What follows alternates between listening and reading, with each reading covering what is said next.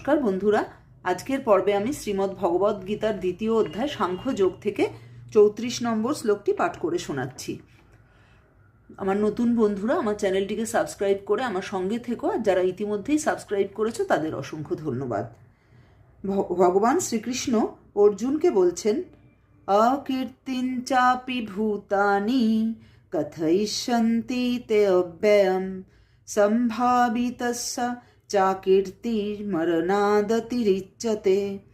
অর্থাৎ ভগবান শ্রীকৃষ্ণ অর্জুনকে বলছেন যে তুমি যদি এই যুদ্ধক্ষেত্র, এই কুরুক্ষেত্র যুদ্ধক্ষেত্র থেকে চলে যাও, তাহলে তোমার এই নিজের ধর্ম, তুমি হলো একজন ক্ষত্রিয়, তোমার ধর্মই হলো যুদ্ধ করে অধর্মের বিনাশ করে ধর্ম স্থাপন করা।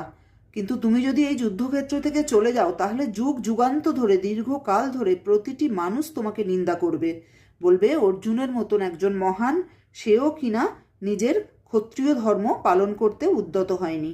আর এমন অকীর্তি, এমন নিন্দা একজন মাননীয় ব্যক্তির পক্ষে মৃত্যুর চেয়েও বেশি যন্ত্রণাদায়ক, এর চেয়ে মৃত্যুও শ্রেয়। নমস্কার।